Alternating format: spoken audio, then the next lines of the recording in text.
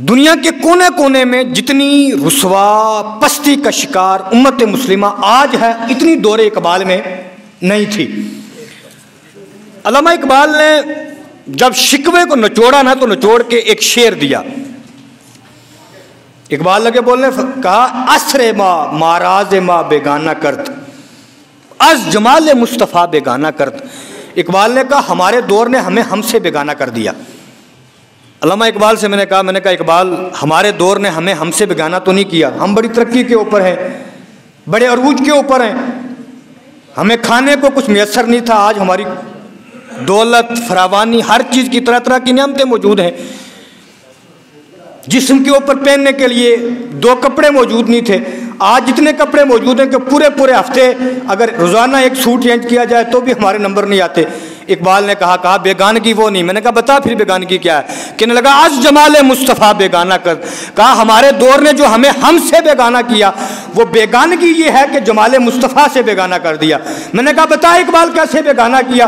ہم دین کے بڑے قریب ہو گئے۔ ایک دور وہ تھا کہ جب ہمیں مرغی ذبح کرنے کے لیے مولوی صاحب نہیں ملتے تھے، 4 کلومیٹر دور جا کے ہم ایک مرغی ذبح کروا کے لایا کرتے تھے۔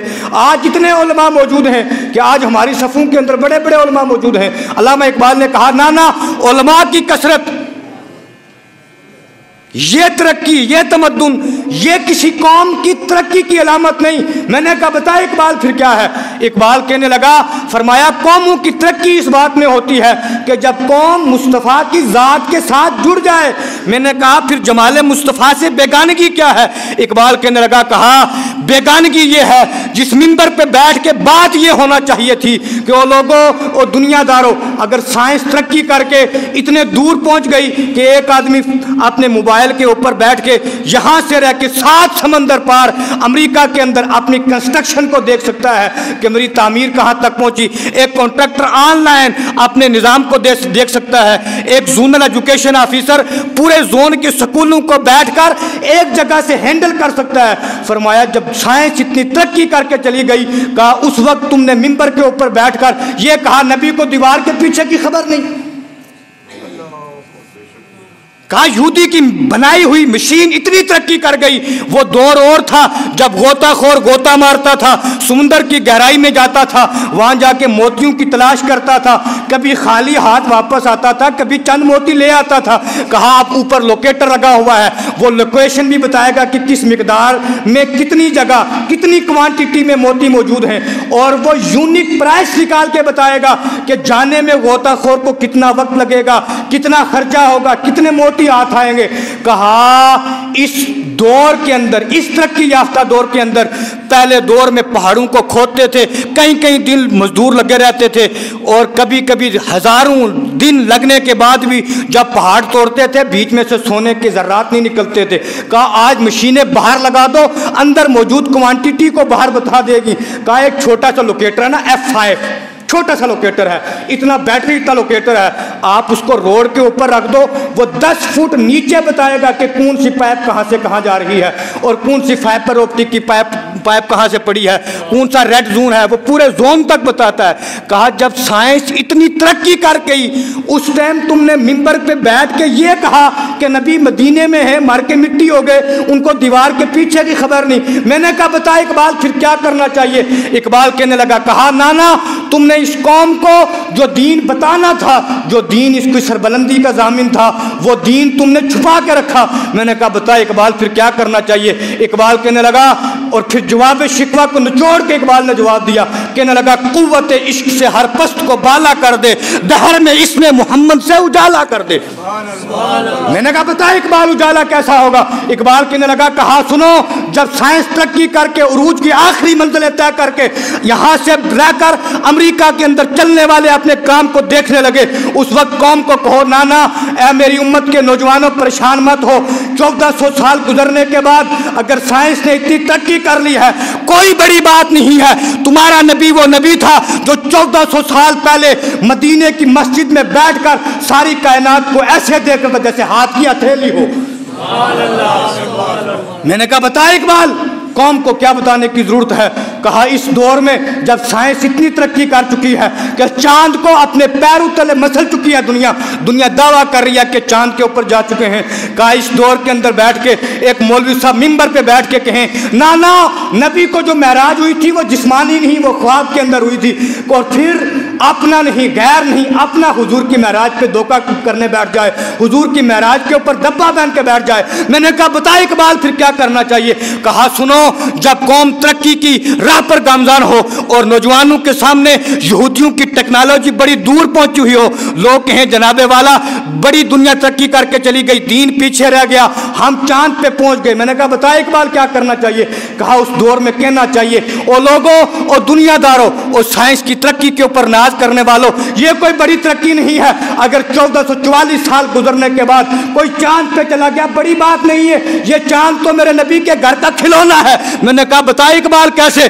کہا تمہارا نبی، بتاؤ اس قوم کو، تمہارا نبی جب بچپنے کے اندر بنگوڑے میں بیٹھا ہوا تھا، ادھر نبی کے زمین کے اوپر پاؤں ہلتے تھے، ادھر چاند آسمان کے اوپر گردش کرتا تھا۔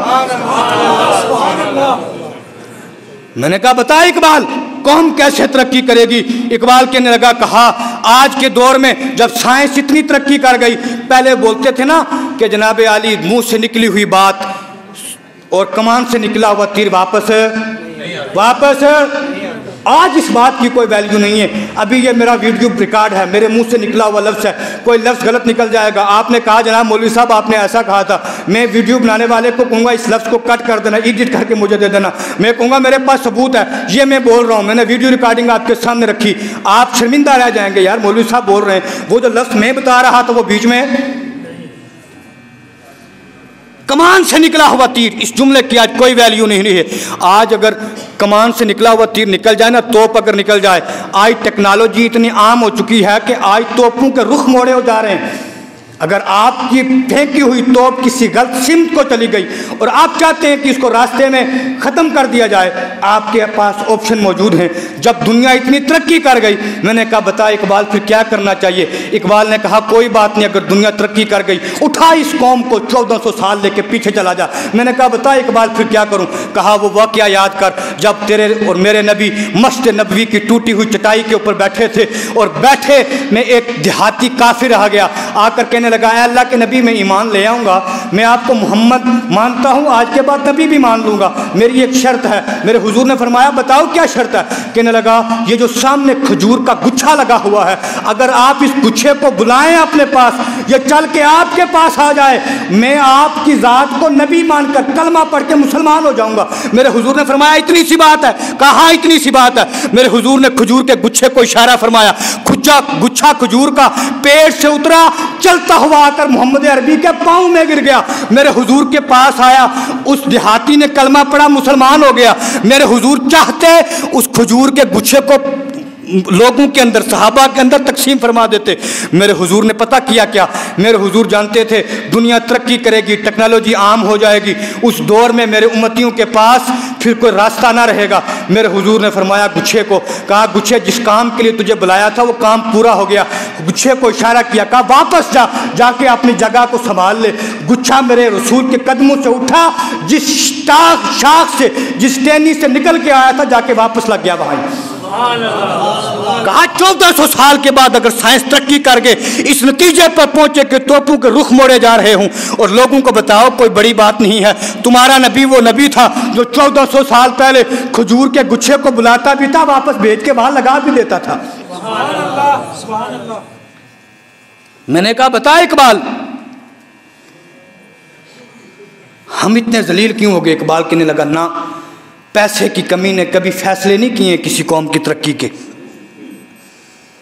کہا وہ دور بھی ہمیں یاد ہے جب ہم پیٹ پہ پتھر باندھا کرتے تھے، ہمارے پاس پیسے نہیں تھے، ہمارے پاس معاملات کی معاشیات کی کمیاں تھی، لیکن پھر بھی غیر قومیں ہمارے پاس آ کے ہم اپنے بچوں کی حفاظتیں مانگتی تھیں۔ اللہ پاک ہم سب کو عمل کی توفیق عطا فرمائے۔